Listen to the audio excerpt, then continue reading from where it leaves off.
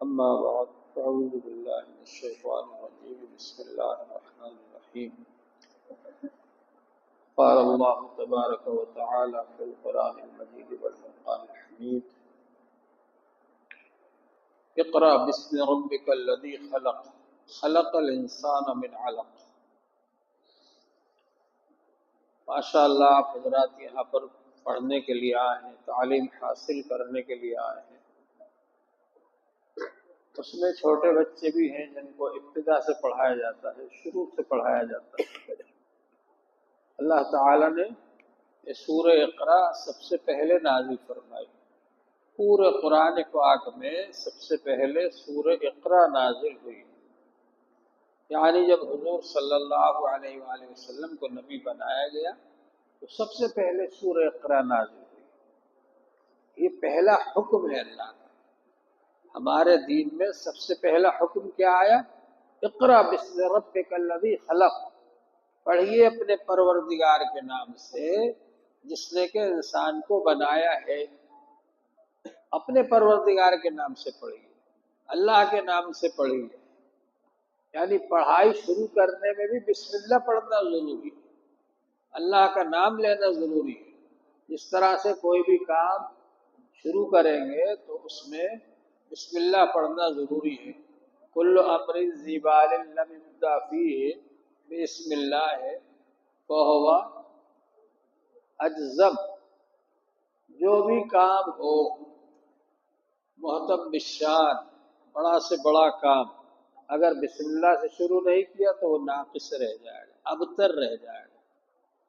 تو بسم اللہ سے ہر کام شروع کیا جاتا ہے، اور خاص طور پر تعلیم کے بارے میں فرمایا کہ اقرأ بسم ربک الذی خلق، اپنے پروردگار کے نام سے پڑھیے جس نے کہ انسان کو بنایا ہے۔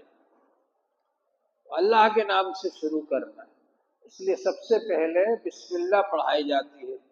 بسم اللہ الرحمن الرحیم، شروع کرتا ہوں اللہ کے نام سے جو کہ بہت زیادہ رحم کرنے والا ہے اور بہت زیادہ مہربان ہے۔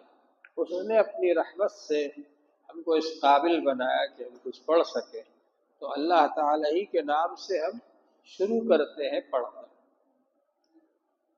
آپ نے سنا ہوگا کہ ایک صاحب ایک جگہ سے گزر رہے تھے، وہاں ایک قبر تھی، وہاں انہوں نے دیکھا کہ قبر میں عذاب ہو رہا ہے۔ اللہ والے تھے، ان کو اندازہ ہو گیا کہ اندر قبر میں عذاب ہو رہا ہے۔ کچھ دنوں کے بعد جب وہ واپس آئے تو انہوں نے پھر دیکھا کہ وہاں قبر کے اندر عذاب نہیں ہو رہا بلکہ اللہ تعالیٰ کی نعمتیں آ گئی قبر میں۔ تو انہوں نے جا کر کے معلومات کی، پوچھ تاچھ کی، اس کی قبر ہے۔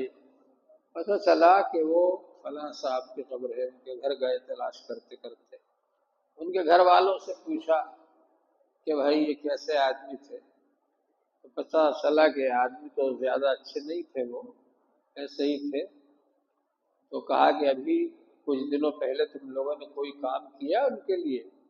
تو کہ ہاں، ان کا ایک چھوٹا سا بچہ ہے، معصوم بچہ، اب وہ اس قابل ہو گیا کہ ہم اس کو مدرسے بھیجیں۔ تو 3-4 روز پہلے اس بچے کو ہم نے مدرسے بھیجا۔ وہ جو اللہ والے تھے انہوں نے اللہ تعالیٰ سے بات کی، اللہ تعالیٰ سے گزارش کی کہ اللہ تعالیٰ یہ قبر میں پہلے تو عذاب ہو رہا تھا اور اب اس میں آپ نے نعمتیں بھیج دی، اس کی کیا وجہ ہے؟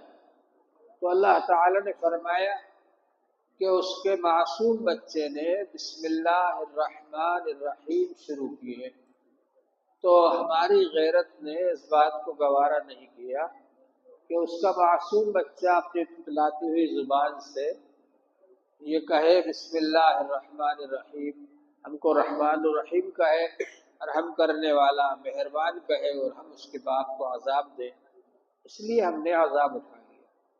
تو یہ جو قرآن پاک پڑھا جاتا ہے، پڑھایا جاتا ہے، اس کے بہت فائدے ہیں۔ خاص طور سے ماں باپ کی مغفرت ہو جاتی ہے، ماں باپ کو اللہ تعالیٰ معاف فرما دیتے ہیں۔ ناظرہ قرآن پاک پورا ہوتا ہے بچے کا تو ماں باپ کو اللہ تعالیٰ معاف فرما دیتے ہیں۔ میں ان کی مغفرت فرما دیتے کہ بچہ تو ابھی معصوم ہے. اور اس کے بعد میں پھر جب حفظ کر لیتا ہے کوئی بچہ تو ایک ایک حافظ ایسے 10 آدمیوں کو جنت میں لے کر جائے گا جن کے بارے میں جہنم کا فیصلہ ہو چکا ہوگا. ایسے 10 آدمیوں کو سفارش کر کے ایک ایک حافظ جنت میں لے کر جائے گا. اور عالم کتنوں کو لے جائے گا اس کی کوئی تعداد مقرر نہیں. بہت سارے علماء، بہت سارے لوگ لے کر جائیں گے ایک ایک عالم. تو سارے عالم کتنوں کو لے جائیں گے؟ تو یہ اللہ تعالی کی بہت بڑی نعمت ہے جو آپ یہاں پر پڑھ رہے ہو، مدرسے میں حافظ بن رہے ہو، عالم بن رہے ہو، قاری بن رہے ہو. پھر یہ علم دوسروں کو کیسے سکھایا جائے تو اس کا ایک طریقہ تو ہوتا ہے تدریس، تعلیم دینا. مدرس بن گئے، استاد بن گئے، مدرسے میں پڑھا رہے ہیں، اس طرح سے بچوں کو تعلیم دی جاتی ہے. ایک طریقہ ہوتا ہے اس کا کہ تقریر کی جائے، لوگوں کو تقریر کر کے بتایا جائے کہ دین کیا ہے. تو آپ لوگوں کو تقریر سکھائی جاتی ہے تاکہ جب آپ یہاں سے جائیں تو وہاں جانے کے بعد میں آپ تقریر کر کے لوگوں کو سکھا سکیں. اسی طرح سے ضروری ہے کہ آپ یہاں پر قرأت سیکھیں، قرآن پاک کی تجوید، تاکہ جب آپ کہیں جائیں وہاں آپ سے نماز پڑھوائی جائے، آپ نماز کو صحیح طریقے پر پڑھا سکیں.